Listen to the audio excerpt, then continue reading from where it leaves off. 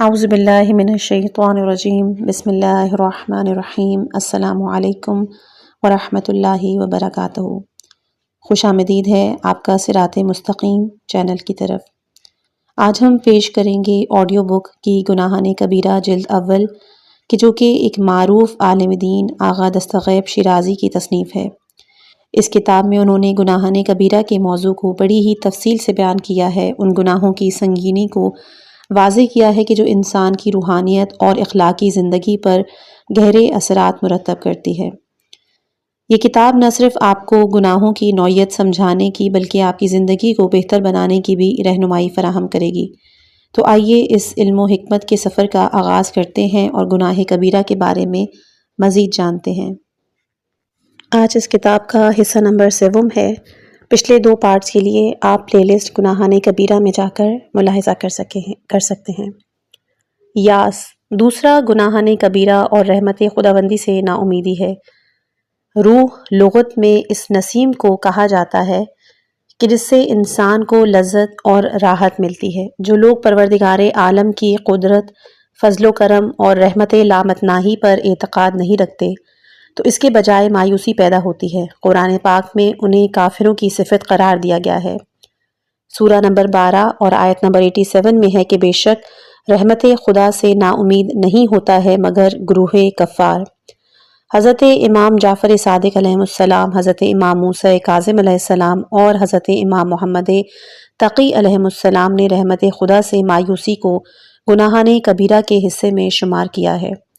شرک کے بعد کوئی گناہ نا امیدی کی نسبت بڑا گناہ نہیں ہو سکتا، کیونکہ کسی گناہ میں انسان اسی وقت ملوث ہوتا ہے جبکہ وہ ہر طرف سے مایوس ہو۔ البتہ ممکن ہے کہ ایسا گناہگار توبہ اور استغفار کرے تاکہ اللہ تعالیٰ اس کی مغفرت فرمائے، لیکن مایوس شخص مغفرت کے قابل اس لیے نہیں کہ وہ مغفرت اور بخشش پر بھروسہ نہیں رکھتا، اچھے جائے کہ وہ توبہ کرے اور قرب خداوندی کا طلبگار ہو۔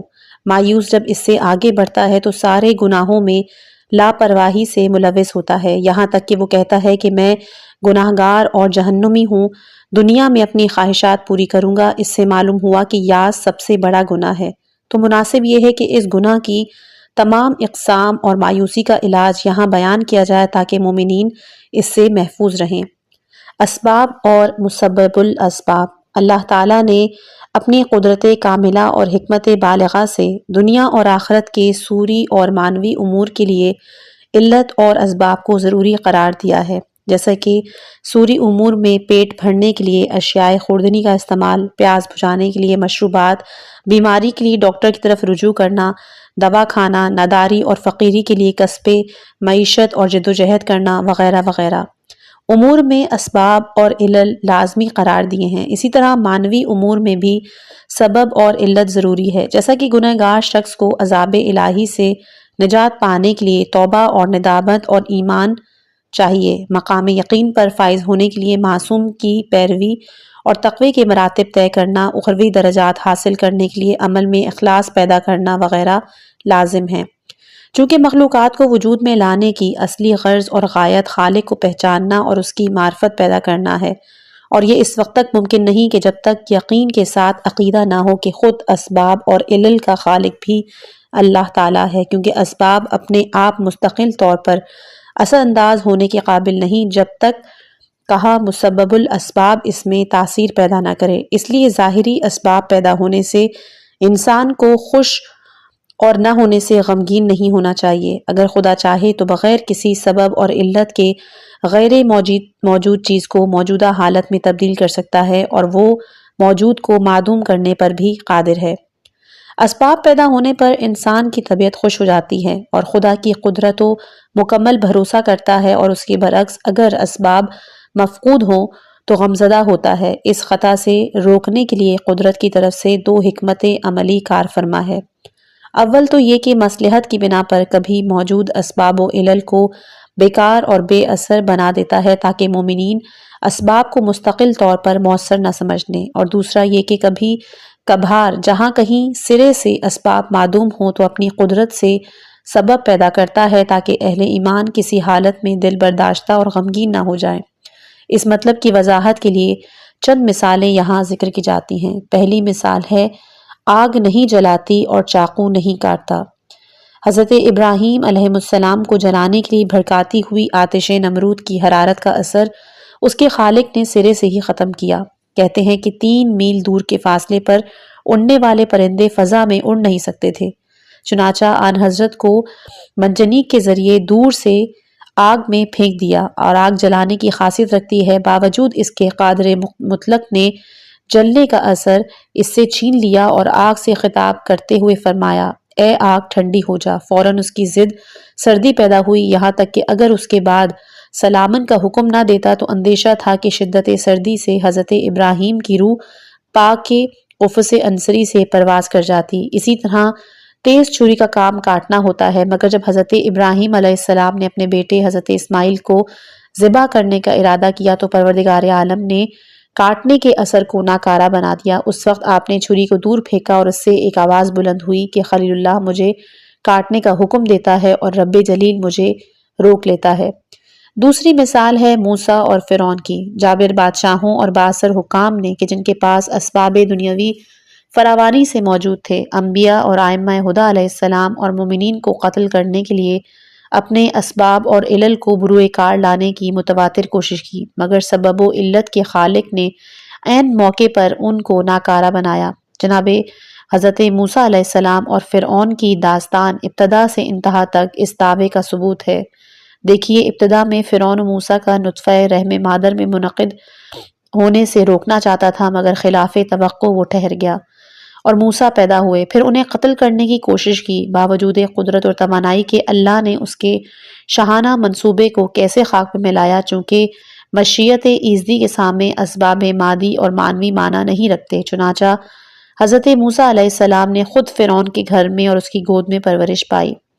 تیسری مثال ہے ابرہہ کا حملہ اور کعبے کا خراب نہ ہونا۔ جس سال خاتم الانبیاء صلی اللہ علیہ وآلہ وسلم پیدا ہوئے، بادشاہ نجاشی کی طرف سے ہاتھی سوار فوجیوں اور بھاری جمعیت کا لشکر ہر قسم کے ہتھیاروں سے مسلح ہو کر خانہ خدا کو تباہ کرنے کے قصد سے ابرہہ نامی شخص کی سرکردگی میں مکے کی جانب روانہ ہوئے۔ ابرہہ کو بے شمار فوجوں اور اسلحے پر بڑا گھمنڈ اور اطمینان تھا، مگر مسبب الاسباب اور بیچاروں کے چارہ ساز نے اس کے سامان اور اسباب کو یکسر معطل کر دیا، اور جہاں سبب کے خالق نے چاہا وہیں انسان و حیوان سب رک گئے۔ مسجد حرام جانے کے لیے بہت زور لگایا، مگر ہاتھیوں نے ایک قدم آگے نہ بڑھایا، اور دوسری طرف سے اچانک بے شمار ابابیل نامی پرندے فضا میں نمودار ہوئے۔ ہر ایک 3 عدد کنکریاں چونچ اور پنجوں میں پکڑ کر اپنے ساتھ لائے۔ وہ اصحاب فیل کے اوپر فضا میں چھانے کے بعد ایک کنکری ایک فوجی کے سر پر مارنے لگے۔ ہر ایک کنکری قد کی لمبائی سے گزر کر زمین کے اندر داخل ہو جاتی۔ آخر سب ہلاک ہو گئے۔ ایک فوجی زندہ بچا اور اس شاہ نجاشی کے دربار میں پہنچ کر مفصل سرگزشت بیان کی۔ اس واقعے کی اہمیت کے پیش نظر اب تک اس سال کو عام الفیل کہتے ہیں۔ چنانچہ تاریخ عرب میں لکھا ہے کہ حضرت خاتم الانبیاء صلی اللہ علیہ وآلہ وسلم کی ولادت سن عام الفیل اور ان کی بعثت عام الفیل کے 40ویں سال میں واقع ہوئی تھی۔ چوتھی مثال ہے حضرت خاتم الانبیاء کا تحفظ۔ حضور کے وجود مبارک کو مکہ معظمہ میں خون کے پیاسے کافروں سے اور تمام جنگجوؤں میں اپنی حفاظت و حمایت رکھنا اللہ کی آیات عظیمہ میں سے ایک بڑی نشانی شمار ہوتی ہے۔ چنانچہ اعلان نبوت کے آغاز سے آخر تک تمام مشرکین متفق ہو کر سارے اسباب سوری اور مادی اکٹھے کر کے حضور کو شہید کرنے کے در پہ آمادہ ہو رہے تھے، لیکن کچھ نہ کر پائے۔ پانچویں مثال کہ وہ ظاہری سبب کے بغیر پیدا کرتا ہے۔ اللہ دنیاوی اور مادی امور کو ظاہری اسباب موجود نہ ہوتے ہوئے بھی اپنی قدرت کاملہ سے پیدا کرتا ہے۔ اس قسم کی مثالیں ہمارے سامنے بے شمار ہیں۔ ان میں سے ایک حضرت ابو البشر آدم کی ہے کہ وہ ماں اور باپ کے بغیر عدم سے عالم وجود میں آئے۔ حضرت مریم سے کسی بھی ہم جنس کے چھوئے بغیر حضرت عیسیٰ مسیح کا حمل ہوا۔ حضرت زکریا کو بڑھاپے اور ضعیفی کی حالت میں اور ان کی زوجہ کے یائسہ ہونے کے باوجود حضرت یحییٰ پیدا ہوئے۔ حضرت ابراہیم کے لیے حضرت اسحاق کو عنایت فرمایا، باوجود کہ خلیل اللہ بہت ہی ضعیف اور ان کی اہلیہ حضرت سارہ بانجھ تھیں۔ حضرت محمد کا علم و حکمت کی کسی درگاہ میں نہ جانا۔ حضور کبھی بھی کسی مدرسے سے تشریف نہیں لے گئے، نہ کوئی معلم دیکھا، نہ کچھ لکھنا پڑھنا سیکھا، لیکن باوجود اس کے آپ معلم بشر تھے اور قرآنی علوم اور معارف میں مکمل عبور رکھتے تھے، بلکہ آپ کی ذات تمام انبیاء کے معجزات و کمالات کا مکمل مجموعہ تھی۔ بعبارت دیگر یہ حالات طبیعت انسانی کے معمولات کے بالکل برخلاف ہیں کہ اتنے بے شمار اوصاف ظاہری علل اور اسباب کے بغیر پیدا ہو گئے۔ وہ بغیر سبب کے حاجتیں پوری کرتا ہے، خدا اپنے بندوں کی دعائیں قبول اور سختیاں دور کرتا ہے، چنانچہ ہمارے مشاہدے شاہد ہے کہ بہت سارے مجبور بے بس افراد کہ جن سے ظاہری اسباب کی کڑیاں اور ان کے رشتے ٹوٹ چکے تھے، حیران و پریشان تھے، لیکن ان کی دعاؤں کے اثر سے خدا نے ان کی حاجتیں پوری کی، صدقات کی برکت سے نا امیدی مریضوں کو شفا دی، بے نوا فقیروں کو غنی کیا، مختلف بلاؤں میں گھرے ہوئے اشخاص کو ایسے راستے نجات دلائی کہ جس کا وہ سوچ بھی نہیں سکتے تھے۔ تنبیہ: اہل معرفت اور صاحبان ایمان جو کہ معنوی بلند درجات پر فائز نہیں، انہیں کبھی بھی اپنی ذات پر بھروسہ نہیں کرنا چاہیے۔ وہ ہر لحظہ بری حالت میں عمر کے تمام ہونے سے خائف رہیں، چونکہ تمام موجودات کا مرکز اعتماد و تکیہ گاہ صرف اللہ تعالیٰ کی ذات ہے۔ خوشحالی اور شادمانی کے ظاہری اسباب کو ہر گزدائمی اور مستقل طور پر مؤثر نہیں جاننا چاہیے، کیونکہ خالق حقیقی تمام اسباب کے بے اثر کرنے پر قادر ہے۔ حسن عاقبت: آخرت کے معنوی امور و اسباب جب بالکل ہی معدوم تھے تو پروردگار نے اپنے فضل و کرم سے اسباب مہیا کیے۔ اس بارے میں بہت سی روایتیں اور حکایات ہیں کہ جن میں بے شمار لوگوں کی شقاوت اور بدبختی اور غم و اندوہ کے گہرے کنویں میں پریشانی حال کے اسباب ذکر کیے گئے۔ باوجود اس کے کہ اشخاص اپنے خالق سے دور تھے، پھر بھی رحمت الہی کی گھنگھور گھٹائیں اچانک پھیلنے لگیں، اس کے فضل و کرم کے جھونکے چلنے لگے، اجڑی ہوئی کھیتیاں سرسبز و شاداب ہونے لگیں، اور ان الہی نعمتوں کے مشاہدے سے ہر عاقل اور ہوشمند اپنی جگہ انگشت بدندان رہ گیا۔ فرعونی جادوگر: جادوگروں کے شقی اور دو جہاں کے بد نصیب ہونے کے لیے اتنا ہی کہہ دینا کافی ہے کہ جادوگری نہایت ہی گندا کاروبار اور موجب گناہان کبیرہ ہے۔ جادوگر حضرت موسیٰ جیسے جلیل القدر پیغمبروں کے مقابلے کے لیے کھڑے ہو گئے تو اچانک لطف و مہربانی پروردگار ان کے شامل حال ہوئی اور حقیقت مجسم ہو کر ان کے سامنے آئی، اور فوراً ان کی حالت اور طبیعت پلٹی، یہاں تک کہ فرعون کی سخت دھمکیوں سے بھی ذرہ برابر مروب نہیں ہوئے، اور انہوں نے حضرت موسیٰ کو اللہ کا نبی مان لیا۔ آسیہ ایک مومنہ خاتون: اللہ تعالیٰ جسے چاہتا ہے معنوی اور اخروی معراج عطا کرتا ہے۔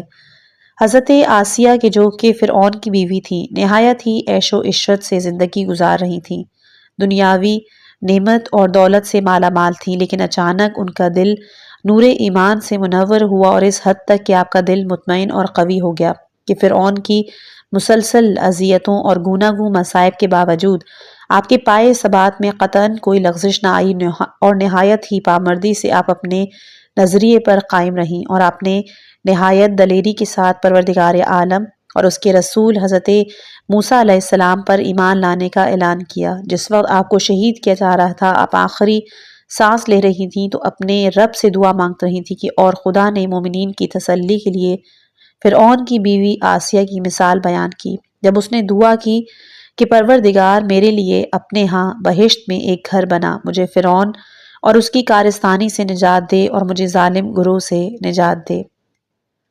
اصحاب کہف کہ جن کی تعداد 7 بتائی جاتی ہے، یہ لوگ دقیانوس بادشاہ کے وزیر اور روسائے مملکت تھے۔ دقیانوس کے دعوی خدائی کی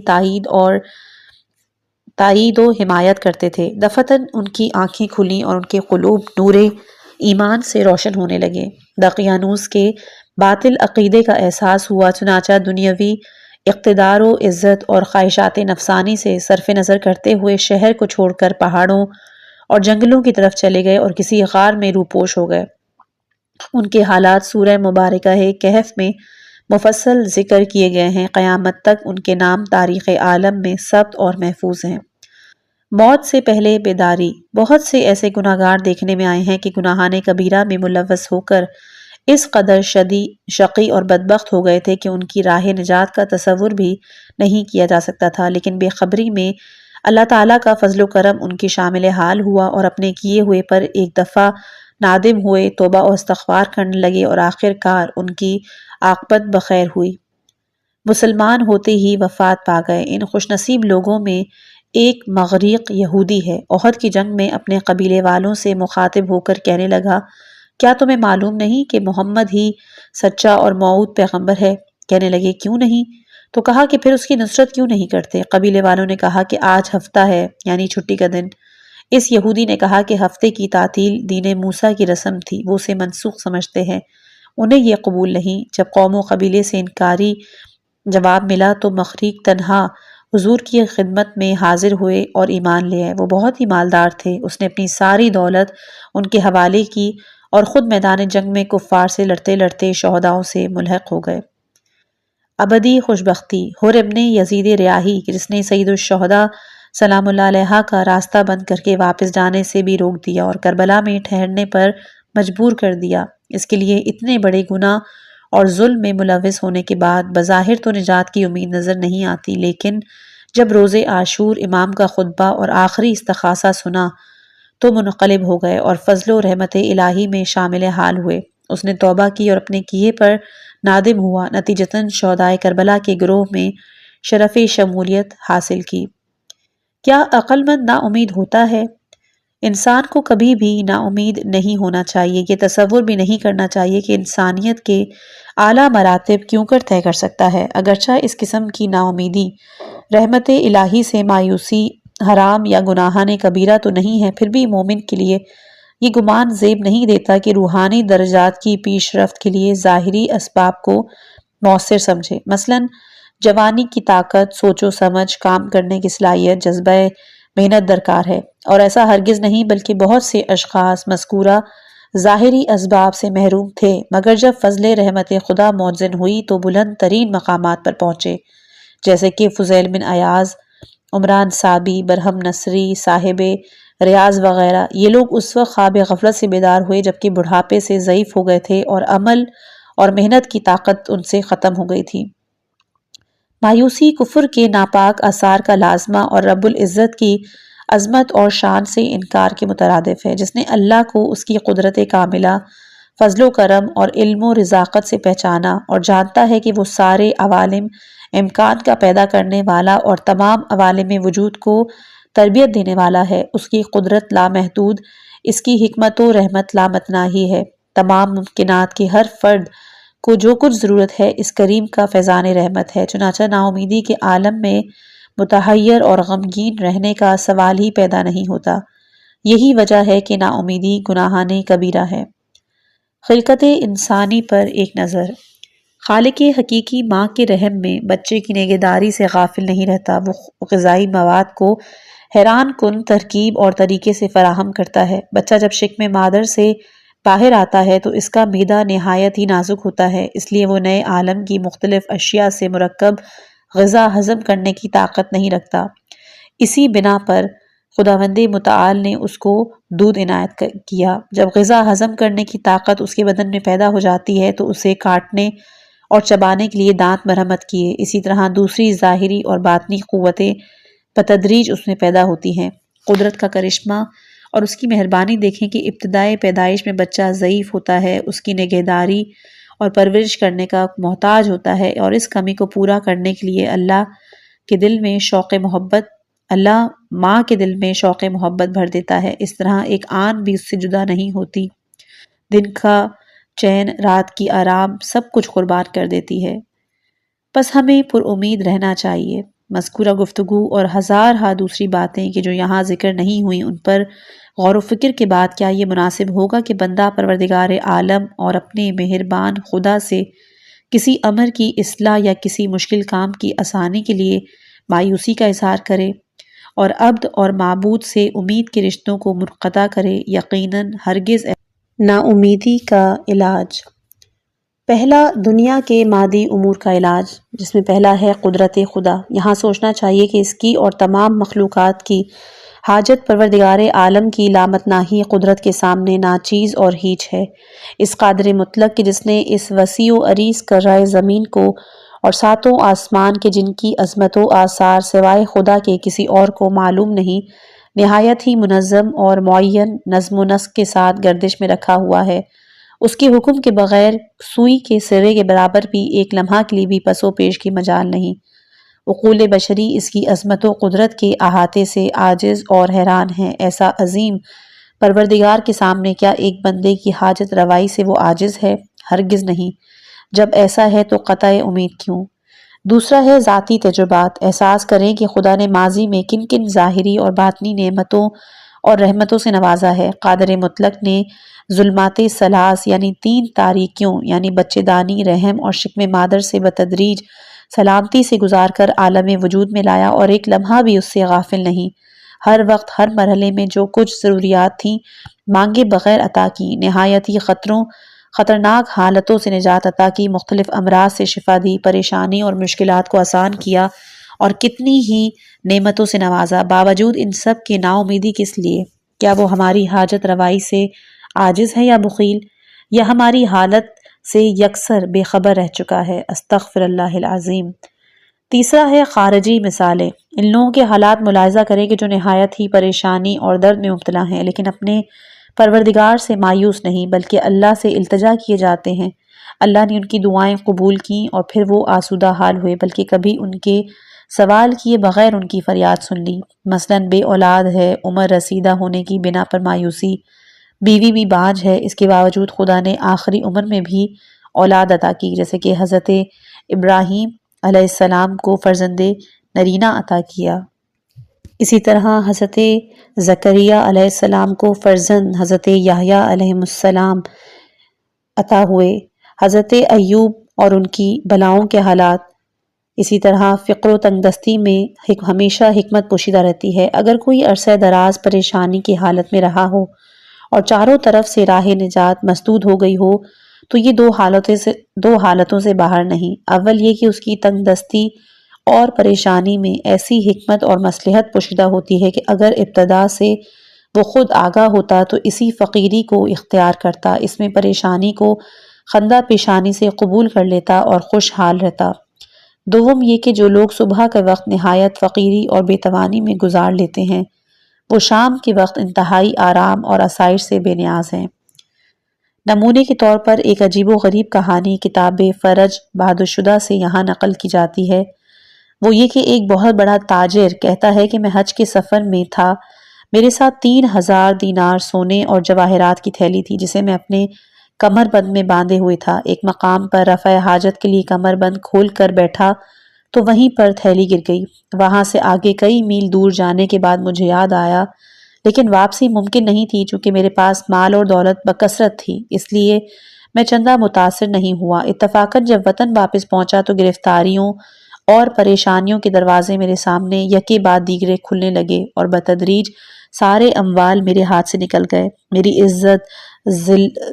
میری عزت ذلت میں تبدیل ہو گئی، دوست احباب سے شرمندگی، دشمن کی چھگوئی اور مال و اقبال کی بربادی سے تنگ آ کر وطن چھوڑنے پر مجبور ہوا۔ مسافرت کے دوران رات کسی دیہات میں بسر کی، میرے ساتھ مال دنیا میں چاندی کے سکے کا چھوٹا حصہ تھا۔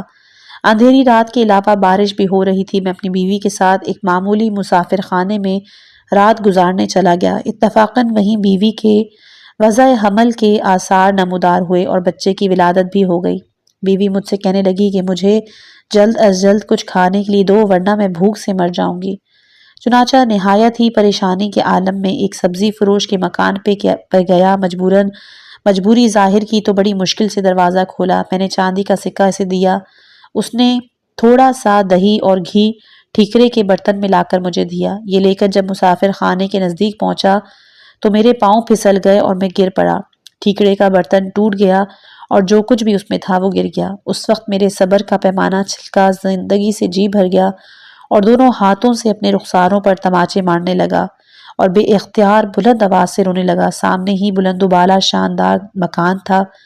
ایک آدمی نے اس کھڑکی سے سر نکال کر مجھے آواز دی کہ اس آدھی رات کو تم کیا شورغل کر رہے ہو؟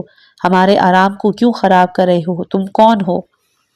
جواب میں نے اپنا تمام ماجرا مختصراً اس کو سنایا تو وہ کہنے لگا کہ یہ سارا شور و فریاد کیا صرف چاندی کا سکہ ضائع ہونے پر کر رہے ہو؟ شرم کرو۔ اس کی باتوں سے میرا دل مزید جلا۔ میں نے کہا بھائی، خدا بہتر جانتا ہے کہ میں اس قدر کم ظرف اور نادار نہیں تھا، لیکن اس وقت میں اور میری بیوی اور میرا بچہ بھوک کی شدت سے جاں بلب ہے، میری بیوی اور بچے کی حالت سے پریشان ہوں، خدا کی قسم فلاں سال میں نے حج کیا تھا اور بہت ثروت مند تھا، فلاں منزل پر 3,000 دینار اور سونا جواہر سے بھری ہوئی تھیلی گم ہو گئی کہ جس سے میں متاثر نہیں ہوں، چونکہ اور بھی دھن دولت محفوظ تھا، آپ اللہ سے ڈریں اور مجھے برا بھلا نہ کہیں۔ جب یہ باتیں اس نے سنی تو کہنے لگا کہ تیری تھیلی کی کیا نشانی ہے؟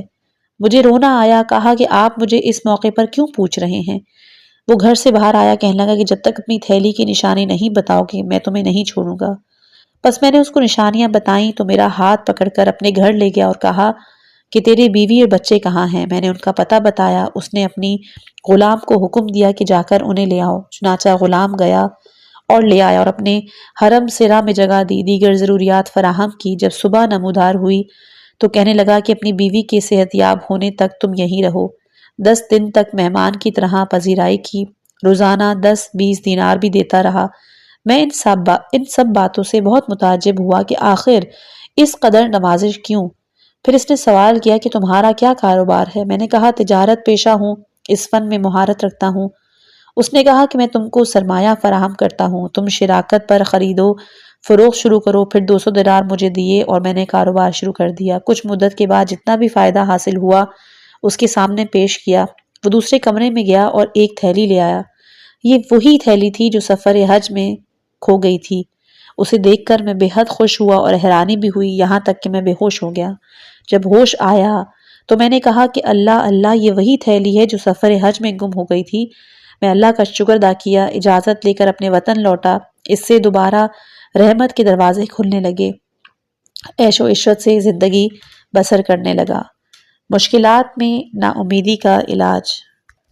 اگر کوئی زمانے کے حادثات میں مبتلا ہو جائے تو وہ 2 چیزوں کی طرف اپنی توجہ مبذول کرنا چاہیے۔ اول یہ کہ اس دنیا کی زندگی ہر وقت آسائش اور حادثات سے ٹکراؤ کرتی رہتی ہے اور کوئی ان سے بچ نہیں سکتا، اور دوسرے یہ کہ دوسرے لوگوں کی پریشانیوں اور برے حالات پہ نظر رکھنا چاہیے کہ جو اس کی حالت سے بدتر ہے۔ اسی طرح کے تقابل سے غمزدہ دل کو سکون حاصل ہوتا ہے۔ انسان جتنے بھی مصائب و آلام سے دوچار ہو جائے پھر بھی رحمت الہی سے ہرگز نا امید نہیں ہونا چاہیے، چونکہ ماضی میں بے شمار لوگ زمانے کے عجیب و غریب حادثات اور مصائب سے دوچار ہوئے، چھٹکارے کا تصور بھی نہیں تھا، مگر خدائے رحیم نے ان کو نجات بخشی۔ چنانچہ کتاب فرج بادشدہ میں محترم مؤلف جناب حسین بن سعید نے 500 سے زیادہ ان لوگوں کی روایتیں نقل کی ہیں کہ جن کو سختی اور پریشانی کے بعد آسانی اور راحت ملی۔ اس کے علاوہ ہمارے تجربات شاہد ہیں کہ بزرگان دین کے توسل کی برکت اور صدقہ و دعا کے اثر سے بھی بہت سی سختیوں میں گرفتار اشخاص آزاد ہوئے ہیں۔ بغیر استثناء کے سارے گناہ قابل بخشش ہیں۔ قرآن مجید میں خداوند متعال ارشاد فرماتا ہے، اور وہی ہے کہ جو اپنے بندوں کی توبہ قبول کرتا ہے اور گناہوں کو معاف کرتا ہے، اور تم جو بھی کرتے ہو وہ اسے جانتا ہے۔ اللہ نے اپنا نام تواب یعنی توبہ قبول کرنے والا، غفار بخشنے والا، غفور زیادہ مغفرت کرنے والا، گناہوں سے درگزر کرنے والا، قابل توبہ قبول کرنے والا رکھا ہے۔ خدا نے بغیر استثناء گنہگاروں کو اپنی طرف پلٹنے کی ایک عمومی دعوت دی ہے اور ان کو توبے کا حکم دیا ہے۔ اس بارے میں سورہ مبارکہ زمر کی آیت نمبر 52 آیت کے مفہوم پر اگر غور کیا جائے تو اس صورت میں گناہگاروں کی نا امیدی دور ہو جاتی ہے۔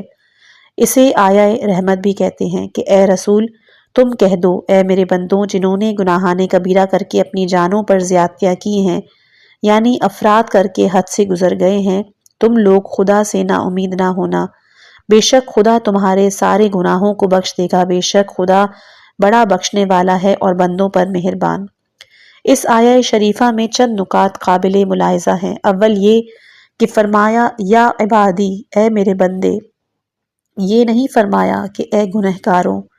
اگرچہ گناہوں میں ملوث ہیں پھر بھی عبد کو اپنی طرف نسبت دی تاکہ کمال لطف و رحمت کے اظہار سے بندے کی نا امیدی امید میں بدل جائے۔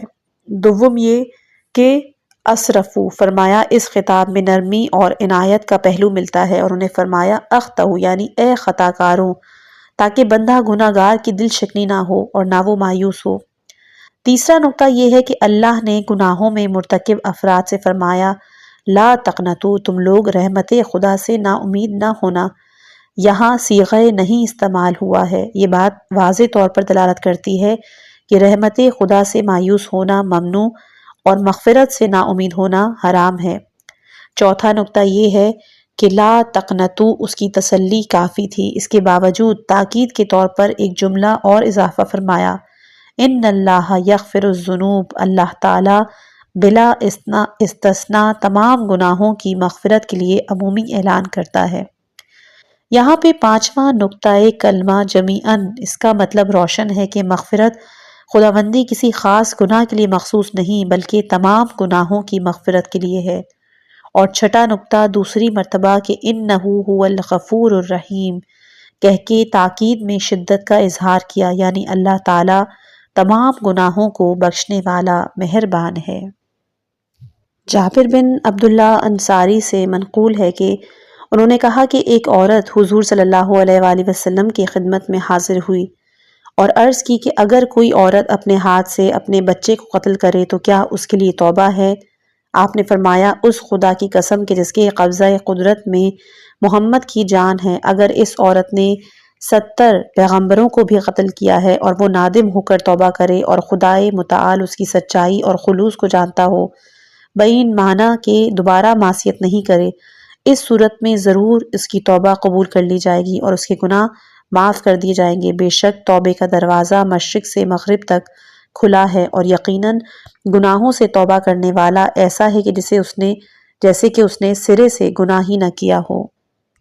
اگر کوئی شخص شرعی حاجت یا اخروی مطالب کے لیے اللہ تعالیٰ سے دعا کرے لیکن وہ دعا قبولیت حاصل نہ کر سکے اور سائل مایوس ہو جائے تو اس کی دو صورتیں ہیں۔ اولاً یہ جاننا چاہیے کہ اللہ تعالیٰ کا وعدہ سچا ہے اور اس سے وعدہ خلافی ہرگز نہیں ہوتی، کیونکہ وہ عمومی طور پر دعا کا حکم فرماتا ہے اور قبولیت کا وعدہ بھی کیا ہے، جیسا کہ قرآن میں ارشاد ہے کہ اے رسول جب میرے بندے میرا حال تم سے پوچھیں تو کہہ دو کہ میں ان کے پاس ہی ہوں، اور جب کوئی مجھ سے سوال کرتا ہے تو میں ہر دعا کرنے والے کی دعا قبول کرتا ہوں اور جب بھی مناسب ہو اجابت کرتا ہوں۔ اسی طرح ایک اور مقام پہ فرمایا کہ اور تمہارا پروردگار ارشاد فرماتا ہے کہ تم مجھ سے دعا مانگو میں تمہاری دعا قبول کروں گا۔ دوسری صورت یہ ہے کہ خداوند علیم و حکیم کسی حکمت اور مصلحت کی بنا پر دعا کی قبولیت میں تاخیر بھی کر سکتا ہے، اس لیے جلد نا امید نہیں ہونا چاہیے۔ کبھی گناہوں کی وجہ سے دعا قبول نہیں ہوتی، در حقیقت دعا کے قبول درگاہ ہونے میں تاخیر اس لیے ہوتی ہے کہ خدا اپنے لطف و کرم اس کے شامل حال کرنا چاہتا ہے اور بار بار توفیق دعا دے کر اسے اپنے مطالب میں کامیاب کرنا چاہتا ہے، اور تاخیر کی مدت میں مسلسل توفیق دعا دینا اپنی جگہ ایک بزرگ نعمت الہی ہے۔ دوسرا قابل توجہ نقطہ یہ ہے کہ تسلسل دعا کے نتیجے آخر کار اس کی دعا کو وہ مستجاب کرنا چاہتا ہے اور بندے کی آواز بار بار سننا چاہتا ہے۔ کبھی دعا قبول درگاہ ہونے میں اس لیے بھی تاخیر ہوتی ہے کہ دعا بزرگ ترین عبادت ہے اور اس کو ہمیشہ برقرار رکھنا رحمت خداوندی سے قریب تر ہونے کا سبب بنتا ہے، اس لیے وہ چاہتا ہے کہ خیر و خوبی کی توفیق دے اور لطف و عنایت سے نوازے تو اس کی دعا قبول کرنے میں تاخیر کرتا ہے۔ علامہ مجلسی کتاب حیات القلوب میں لکھتے ہیں کہ حضرت امام محمد باقر علیہ السلام سے یہ صحیح روایت ہے کہ حضرت ابراہیم علیہ السلام آبادیوں اور صحراؤں میں اس لیے پھرتے تھے کہ مخلوقات پروردگار سے عبرت حاصل کریں۔ انہوں نے ایک دن کسی میدان میں ایک شخص کو نماز پڑھتے ہوئے دیکھا کہ اس کے کپڑے بالوں سے بنائے ہوئے ہیں اور فضا اس کی آواز سے گونج رہی ہے۔ ان کو اس کی اس حالت پہ تعجب ہوا اور نزدیک جا کر بیٹھ گئے، یہاں تک کہ وہ نماز سے فارغ ہوا تو حضرت ابراہیم علیہ السلام نے فرمایا کہ مجھے تمہاری یہ روش پسند آئی، چاہتا ہوں کہ تیرے ساتھ دوستی کروں، بتاؤ تمہارا گھر کہاں ہے تاکہ جب چاہوں تم سے ملاقات کروں۔ اس نے عرض کی کہ جہاں سے میں گزرتا ہوں وہاں سے تو عبور نہیں کر سکتا۔ فرمایا کیوں؟ اس نے کہا کہ میں پانی کے اوپر چلتا ہوں۔ آپ نے فرمایا وہ خدا کہ جس نے تم کو پانی کے اوپر چلنے کی قدرت دی ہے وہی خدا میرے لیے پانی کو بھی مسخر کرے گا، اٹھو ہم دونوں ایک ساتھ چلیں اور آج رات میں تمہارے گھر ٹھہروں۔ جب دریا کے نزدیک پہنچے تو اس شخص نے بسم اللہ کہہ کر دریا کو پار کیا، حضرت ابراہیم علیہ السلام نے بھی بسم اللہ پڑھ کر دریا عبور کیا۔ اس شخص کو حیرت ہوئی، اس کے بعد دونوں گھر میں داخل ہوئے اور حضرت ابراہیم علیہ السلام نے اس شخص سے دریافت کیا کہ کون سا دن تمہارے دنوں سے زیادہ سخت ہے؟ عابد نے کہا وہ دن سخت ترین ہوگا کہ جب اللہ اپنے بندوں کو اعمال کی جزا دے گا۔ حضرت ابراہیم نے کہا کہ آؤ ہم دونوں مل کر دعا کریں کہ خدا ہم کو اس دن کے شر سے محفوظ رکھے۔ دوسری روایت میں ہے کہ حضرت خلیل اللہ نے فرمایا کہ آؤ ہم دونوں مل کر گنہگار مومنین کے لیے دعا کریں۔ عابد نے کہا کہ میں دعا نہیں کروں گا کیونکہ میں اللہ سے ایک حاجت کے لیے 30 سال سے مسلسل دعا کر رہا ہوں مگر وہ اب تک پوری نہیں ہوئی، تو دوسری حاجت کی گنجائش کہاں، لہٰذا میں اس سے مطالبہ ہی نہیں کروں گا۔ انہوں نے کہا کہ اے عابد، جب بھی اللہ کسی بندے کو دوست رکھتا ہے تو اس کی دعا روک لیتا ہے تاکہ وہ بندہ اپنے معبود سے بار بار راز و نیاز کرے اور طلب کرے، اور جب اللہ کسی بندے سے دشمنی رکھتا ہے تو اس کی دعا فوراً مستجاب ہو جاتی ہے یا اس کے دل میں مایوسی ڈال دیتا ہے تاکہ وہ دعا نہ کرے۔ آپ نے پوچھا کہ بتاؤ تمہاری کیا حاجت تھی جو قبول نہیں ہوئی؟ تو اس نے کہا کہ ایک دن اسی جگہ جہاں میں نماز پڑھ رہا تھا ایک ایسے بچے کو دیکھا کہ جس کے حسن و جمال سے نورانی چہرہ چمک رہا تھا۔ وہ گائے، بھیڑ اور بکریاں چرا رہا تھا۔ میں نے اس سے پوچھا یہ سب کس کے جانور ہیں؟ جواب دیا کہ یہ سب میری ملکیت ہے۔ میں نے پوچھا تو کون ہے؟ اس نے کہا کہ میں خلیل خدا ابراہیم کا بیٹا اسماعیل۔ اس وقت سے میں دعا کر رہا ہوں کہ میں اپنے دوست ابراہیم کی زیارت کروا دے اور اسے پہچنوا دے۔ حضرت ابراہیم علیہ السلام نے فرمایا کہ اب تیری دعا قبول ہوئی، وہ ابراہیم میں ہی ہوں۔ پس عابد خوش ہو گیا اور حضرت ابراہیم کے گلے لگا، سر، آنکھوں اور ہاتھوں کو چومنے لگا اور شکر خدا بجا لایا۔ اس کے بعد دونوں نے مل کر مومنین و مومنات کے حق میں دعا کی۔ قنوت۔ اس سے قبل حضرت امام رضا علیہ السلام نے جس حدیث میں گناہان کبیرہ کی تعداد بیان کی ان میں یاس کے بعد قنوت کا ذکر عطا کیا ہے۔ یہ لفظ ہے 2 چشمی 2 نقطوں والی قاف، نون، واو اور طوطے والی توئیں۔ رحمت الہی کے بارے میں دل نا امیدی راسخ کرنے اور اس کی قباحت محسوس نہ کرنے کو قنوت کہتے ہیں۔ میں دوبارہ بتاتی ہوں کہ رحمت الہی کے بارے میں دل نا امیدی راسخ کرنے اور اس کی قباحت محسوس نہ کرنے کو قنوت کہتے ہیں۔ یاس اور قنوت کے درمیان فرق کے بارے میں علماء اخلاق فرماتے ہیں کہ یاس عام موارد میں استعمال ہوتی ہے اور قنوت خاص موارد میں، یعنی یاس صرف دل کی نا امیدی کے لیے استعمال ہوتا ہے جب اس قسم کی باطنی نا امیدی شدت اختیار کر لے اور اس کا اثر خارج میں بھی ظاہر ہو اور عقلا اس کے کلمات سے درک کر لے کہ وہ مایوس ہے، تو اس حالت کو قنوت کہتے ہیں۔ مختصراً جس کی باتوں سے نا امیدی کے آثار ظاہر ہو جائیں وہ قانت ہے۔ دعا سے نا امیدی برتنا یاس ہے۔ بعض علماء کا قول ہے کہ نا امیدی کی حالت میں دعا ترک کرنا یاس ہے۔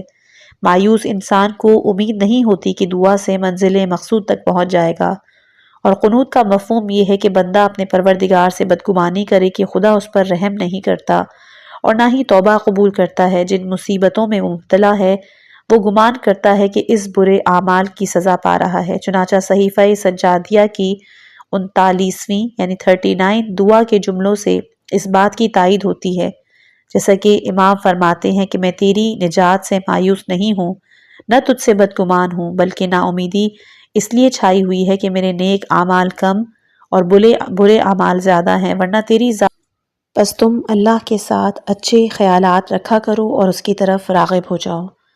پروردگار سے حسن ظن رکھنے کا معنی یہ ہے کہ بندہ پوری امید رکھے کہ اگر گناہ سے توبہ کر لے تو اللہ اسے بخش دے گا، اور دعا کرے تو حاجت روائی کرے گا۔ اگر کوئی نیک عمل بجا لائے تو امید رکھنی چاہیے کہ اللہ قبول کرے گا اور ثواب عنایت فرمائے گا۔ لیکن مغفرت کا گمان کرنا بہرحال مفید بلکہ لازم ہے، مگر اچھے اعمال کی طرف اقدام کیے بغیر ثواب کی امید کرنا سراسر جہالت اور گھمنڈ ہے۔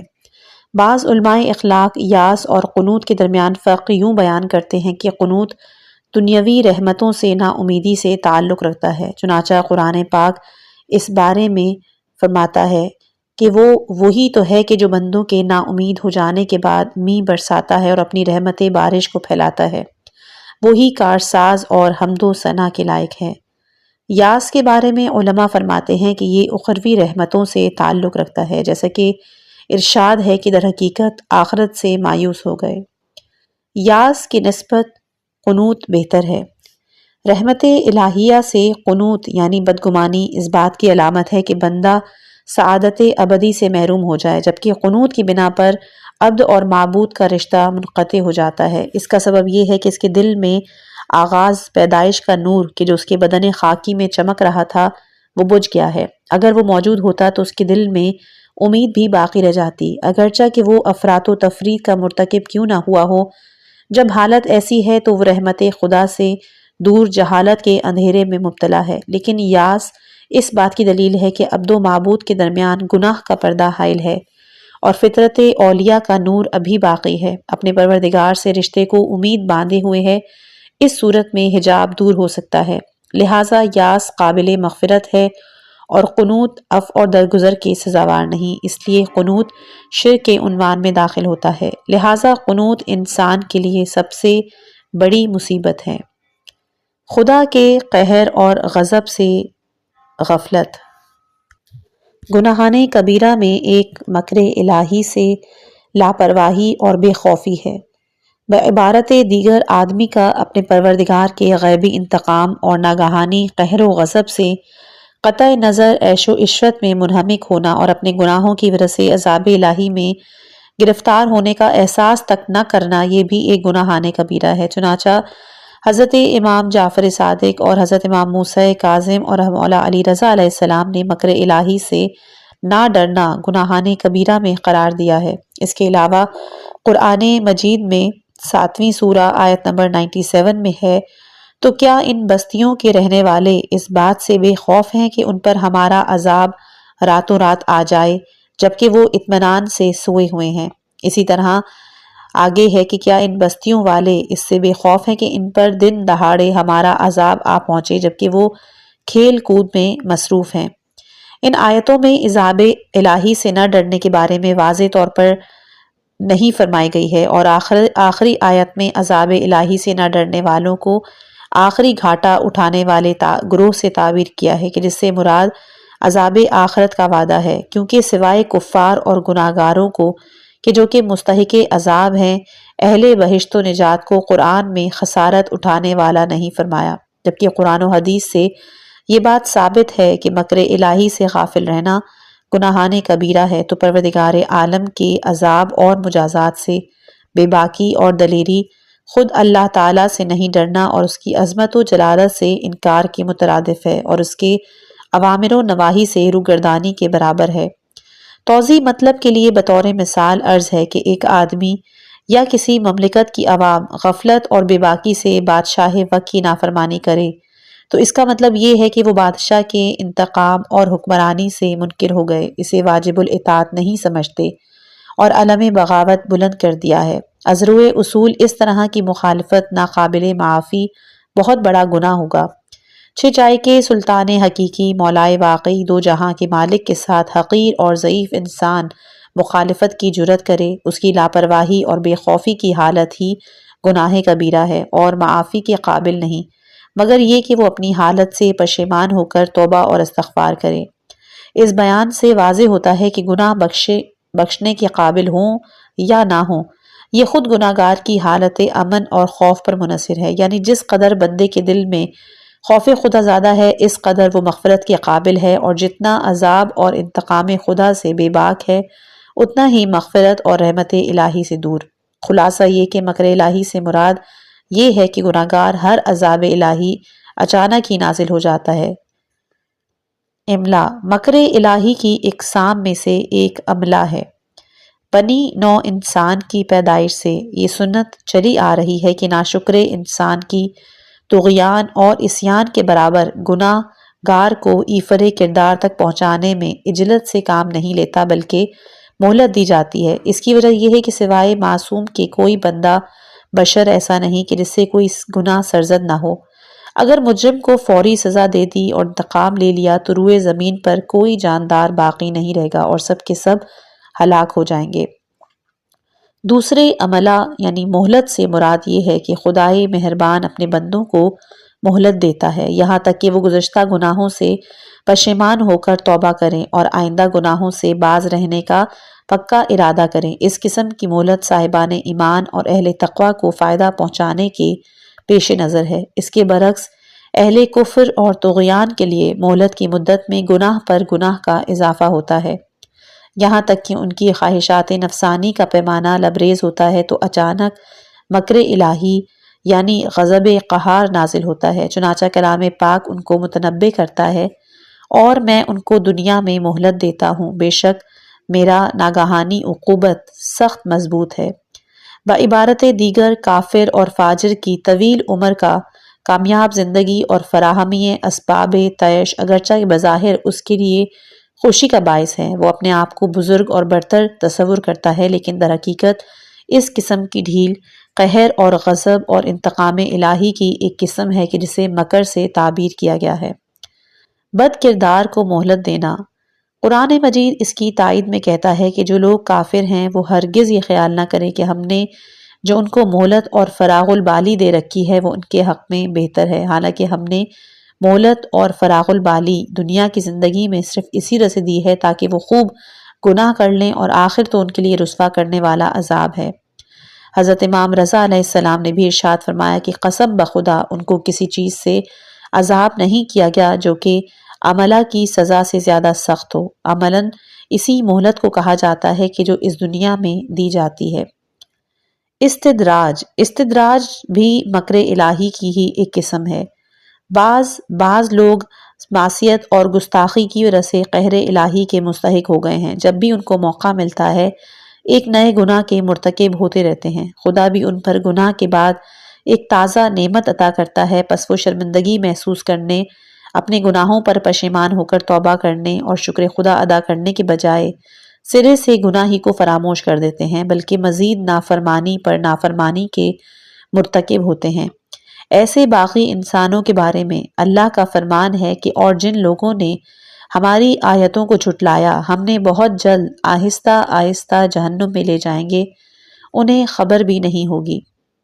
استدراج کا معنی ترک استغفار ہے۔ حضرت امام جعفر صادق علیہ السلام سے جب استدراج کا مفہوم دریافت کیا گیا تو آپ نے فرمایا کہ کوئی بندہ گناہ کرنے لگتا ہے تو اسے مہلت دیتا ہے اور تازہ نعمت فراہم کرتا ہے،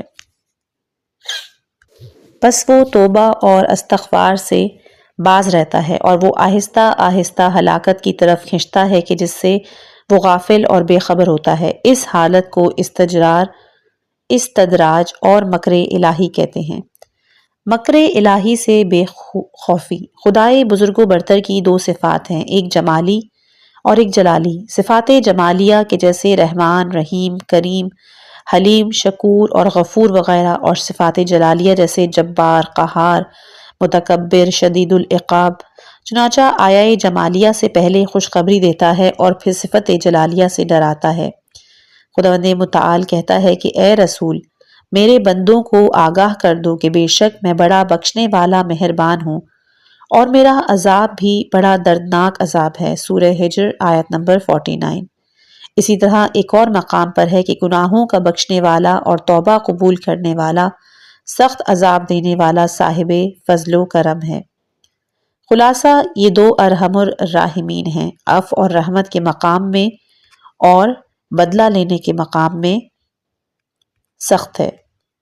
خوف اور امید معرفت کی نشانی ہے۔ جس نے اپنے رب کو ان صفات کمالیہ سے پہچانا تو یہ لازمی امر ہے کہ اس کی امید کو تقویت ملتی ہے۔ اگر اس نے توبہ کی تو گناہوں کو بخش دیتا ہے، عبادت کرے تو قبول کرتا ہے اور بہترین جزا عنایت کرتا ہے۔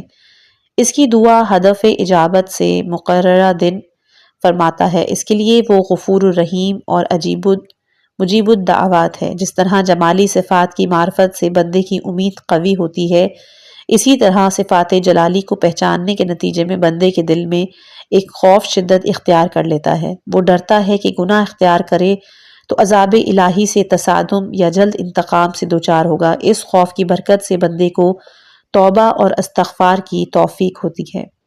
جب بھی گناہ کا ارادہ کرے تو اسے عملی جامہ پہنانے سے ڈرنا چاہیے، شاید وہ ان افراد میں شامل ہو جائے کہ اس گناہ کے مرتکب ہونے کے بعد کبھی بھی رحمت اور مغفرت کے قابل نہ رہے، جیسے کہ امام جعفر صادق سے روایت ہے کہ آپ نے فرمایا کہ جس نے گناہ کا قصد کر لیا تو خواہش نفس کو روک لے، اسے چاہیے کہ عملاً انجام نہ دے بے شک کبھی بندہ گناہ کرتا ہے تو پروردگار اس سے نفرت کرتا ہے اور فرماتا ہے میری عزت و بزرگی کی قسم اس کے بعد میں تجھے کبھی نہیں بخشوں گا۔ اگر بندہ گنہگار کو توبہ نصیب ہو تو پھر خائف رہنا چاہیے، کیونکہ ممکن ہے کہ اس کی توبہ جامع شرائط نہ رہی ہو، اس وجہ سے قبول درگاہ الہی نہ ہوئی ہو، اور شاید توبہ کے دوران گناہ کی طرف نہ پلٹنے کا جو عہد کیا تھا اس پر وفا نہ کر سکے تو اور توبہ شکنی ہو جائے۔ اس لیے آخر عمر تک خوف اور امید کے درمیان زندگی گزارنا چاہیے۔ مثلا کوئی عبادت و اطاعت بجا لائے تو فضل و کرم الہی سے امید رکھنا چاہیے کہ قبول ہوگی، اس کے ساتھ ہی ڈرتے بھی رہنا چاہیے کہ کہیں عدل الہی جنبش میں نہ آ جائے۔ اگر ایسا نہ کیا ہو تو مسترد کر دیا جائے گا، اور ہو سکتا ہے کہ محاسبے کے دوران حقیقی بندگی اس سے طلب کرے۔ حاجت پوری ہونے کی صورت میں بھی خوف لازم ہے۔ اگر دعا قبول نہ ہوئی ہو تو ڈرنا چاہیے کہ کہیں گناہوں کی وجہ سے دعا مستجاب تو نہیں ہوئی، اور اگر شرف قبولیت سے نواز دی گئی ہو تب بھی ڈرنا چاہیے کہ ممکن ہے کہ دربار الہی کا مردود ہو اور خدا نے اس کی آواز سننا ہی گوارا نہ کیا ہو، اس لیے جلد از جلد اس کی حاجت پوری کر دی۔ اگر ابواب معرفت میں ایک دروازہ اس کے سامنے کھل جائے یا مقام معنوی یعنی علم و ادب و حکمت میں سے کوئی ایک مقام حاصل ہو جائے تو اپنے فہم و فراست پر اکتفا کرنے اور حاصل شدہ چیزوں پر فخر کرنے سے ڈرنا چاہیے۔ اگر اللہ کے لطف و کرم کو فراموش کرے اور شکر الہی بجا لانے میں کوتاہی اور سستی سے کام لیا تو اس وقت وہ اللہ کے فضل و کرم سے محروم اور ابدی رسوائی میں مبتلا ہوگا۔ اس صورت میں وہ محبوب حقیقی سے جدا ہو جائے گا، اور اہل معرفت کے نزدیک جدائی سخت ترین عذاب میں سے ہے۔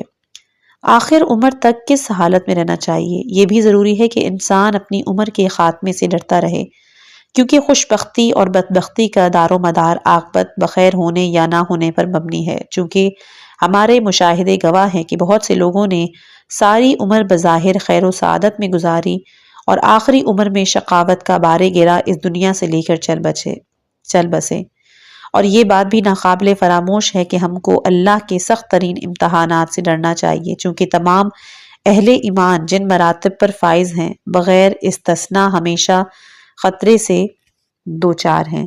چنانچہ قرآن اس جگہ پر متنبہ کرتا ہے کہ کیا لوگ گمان کرتے ہیں کہ صرف اتنا کہہ دینے سے کہ ہم ایمان لائے ہیں چھوڑ دیے جائیں گے اور ان کا امتحان نہ لیا جائے گا؟ بندہ مومن کو چاہیے کہ کسی بھی حالت میں اپنے امتحان سے غافل نہ رہے، عذاب الہی کے مؤاخرے کو فراموش نہ کرے، مطمئن نہ ہو، خصوصاً فتنہ اور فساد کے دوران، اور شک و شبے کی حالت میں غافل نہیں رہنا چاہیے۔ بار بار خدا کو یاد کرے، اس سے ڈرے، ہو سکتا ہے کہ خدا اس کے مقررہ حدود سے باہر قدم رکھے اور بڑے خطرے میں پڑ جائے۔ چنانچہ حضرت سجاد دعائے ابو حمزہ سمالی کے شروع میں فرماتے ہیں، اور میری بدعمالی کی سزا میں اچانک تیرے قبر اور عذاب سے مبتلا ہونے اور غفلت میں رہنے نہ دو۔ اس بات سے بھی غافل نہیں رہنا چاہیے کہ اللہ کی توفیق اور عنایت کے بغیر کسی کو عمل خیر نصیب نہیں ہوتا۔ ممکن ہے کوئی ایک مرتبہ عمل خیر بجا لائے مگر وہ شکر خدا نہ کرے تو مزید توفیق خدا سے محروم ہو جائے گا، بلکہ اس سے ایسا گناہ صادر ہو سکتا ہے کہ جس کی متعدد روایتوں سے یہ مطلب واضح ہوتا ہے کہ مومن کو ہمیشہ خوف اور رجا کے درمیان میں رہنا چاہیے، یعنی عذاب الہی سے ڈرنے والا اور فضل اور رحمت خدا کا امیدوار۔ چنانچہ قرآن میں بھی ارشاد ہے کہ پس تم اس سے ڈرو نہیں، اگر سچے مومن ہو تو مجھے سے ڈرو۔ اس قسم کا ڈر ہر مسلمان کے لیے لازم ہے کہ جس سے باعث وہ گناہوں کا ارتکاب تو درکنار اس کے نزدیک بھی نہ جائے۔ چنانچہ قرآن میں اللہ تعالیٰ اپنے رسول سے مخاطب ہو کر فرماتا ہے، اے رسول تم کہہ دو اگر میں گناہ کروں تو بے شک عظیم دن روز قیامت کے عذاب سے میں ڈرتا ہوں۔ بندے کو یہ چاہیے کہ وہ خدا کے لطف و کرم کا امیدوار رہے تاکہ مستقبل میں اسے عبادت و اطاعت کی توفیق عطا ملے، البتہ اس کی امید عذاب الہی سے بے خوفی کا باعث نہ ہو، نہ اس قدر بے جا امید باندھنا چاہیے کہ جس سے وہ مغرور ہو جائے۔ چنانچہ قرآن میں ہے کہ اور ایسا نہ ہو کہ شیطان تمہیں خدا کے بارے میں دھوکہ دے دے۔ بندے کو چاہیے کہ وہ خدا تعالیٰ کے لطف و کرم کا امیدوار ہو تاکہ مستقبل میں اسے عبادت اور اطاعت کی توفیق عطا ہوتی رہے۔ اب میں آپ کو اور اس کتاب کے معزز پڑھنے والوں کو دعوت فکر دیتا ہوں اور سوال کرتا ہوں کہ آیا ہمارے دلوں میں سچا خوف اور حقیقی امید موجود ہے یا نہیں، یا صرف دعویٰ ہے؟ اگر ہم حقیقی معنوں میں عذاب الہی سے خائف ہیں تو اپنے گناہوں سے کیوں نہیں ڈرتے؟ معصومین علیہم السلام کے فرامین میں آہو نالا اور بے قراری کیوں ہے؟ اگر ہم سچے دل سے رحمت خدا کے امیدوار ہیں تو مغفرت کے اسباب اور وسائل پیدا کرنے کی کوششیں کہاں ہیں؟ اطاعت اور عبادت کی طرف میل اور رغبت کہاں ہے؟ جی ہاں، ہم صدقے دل سے خوف و امید دنیاوی امور کے متعلق ضرور رکھتے ہیں۔ مثلاً کوئی اتفاقی امر سامنے آئے کہ جس سے طبیعت ناخوش ہو جائے اور خوف کا اندیشہ ہو تو کس قدر تشویق ہوتی ہے، پائے ثبات میں لغزش آ جاتی ہے۔ اگر فقر و ناداری کا خوف ہو یا بیماری اور دشمن کا ڈر ہو تو اپنی تمام تر قدرت و طاقت اس کے دفاع میں استعمال کرتے ہیں، ایک لمحہ بھی آرام اور سکون سے نہیں گزارتے جب تک اس کا خوف امن و سکون کی حالت میں تبدیل نہ ہو جائے۔ اس کے برعکس اگر ایسے دنیاوی امور کے طلبگار ہوں کہ جن کا حصول مدت سے رہتا ہو اور طبیعت جس کے انتظار میں بےتاب ہو اس کے حاصل کرنے میں بے حد خوشی محسوس ہوتی ہو تو رات دن محنت سے کام کرتے رہتے ہیں، تھکاوٹ کا احساس بھی نہیں ہوتا۔ خدا را آپ بتائیے کہ جتنی لگن اور رغبت ان امور میں ہمیں حاصل ہے، کیا ان کا 1% بھی امور آخرت میں حاصل ہے؟ ہرگز نہیں۔ الغرض اگر ہم سے گناہ صادر ہو تو عذاب الہی سے ڈرنا چاہیے، ہمیشہ گریہ و فریاد و استغفار کرنا چاہیے، آرام و آسائش کو خیر بات کہہ دینا چاہیے، یہاں تک کہ آخری دم لینے کے وقت رحمت خداوندی کی خوشخبری سننا نصیب ہو جائے۔ ان پر موت کے وقت رحمت کے فرشتے نازل ہوں گے اور کہیں گے کہ کچھ خوف نہ کرو اور غم نہ کھاؤ اور بشارت ہو بہشت کی کہ جس کا تم سے وعدہ کیا گیا ہے۔ سورہ نمبر 41 آیت نمبر 30۔ الغرض انسان کو آخر عمر تک مسلسل خوف خدا میں ہی رہنا چاہیے، دو خوف کے درمیان رہنا چاہیے۔ اسی طرح آخرت کے لیے سعی کرنا چاہیے، دعوی عمل سے آپ کے یہ چیزیں ظاہر ہونا چاہیے۔ اسی طرح خدا سے اس طرح ڈریں کہ جیسے خدا آپ کو دیکھ رہا ہے۔ اپنے آپ کو خوف و رجا میں رکھیں۔ انشاءاللہ کہ اگلی آڈیو میں ہم خوف و رجا میں جو کامل شخصیات ہیں ان کا ذکر کریں گے۔ خداوند متعال کا شکر ادا کرتے ہیں کہ اس ویڈیو کے ذریعے سے اہم باتوں پہ روشنی ڈالی گئی ہے۔ اللہ ہمیں اپنی ہدایت دے اور ہم سب کو گناہوں سے بچنے کی توفیق عطا فرمائے۔ خدا ہم کی زندگیوں میں اپنی برکتیں نازل فرمائے، ہماری روحانیت میں اضافہ کرے اور ہمیں اپنی رضا کی راہوں پر چلنے کی ہمت دے، ہمیں معافی سے نوازے اور ہمارے دلوں میں توبہ کی حقیقت کو بٹھائے۔ اللہ ہمیں گناہ سے بچائے اور ہم سب کو اپنی ہدایت سے سرفراز کرے، آمین۔ اگر آپ کو اس ویڈیو سے کچھ فائدہ ہوا ہو تو براہ کرم اس ویڈیو کو اپنے دوستوں کے ساتھ شیئر کریں اور ہمارے چینل کو سبسکرائب کرنا مت بھولیے گا تاکہ آپ کو مزید ایسی قیمتی اور علم سے بھرپور ویڈیوز مل سکیں۔ اللہ آپ کا اور ہمارا سب کی حفاظت کرے، آمین۔ والسلام علیکم ورحمۃ اللہ وبرکاتہ۔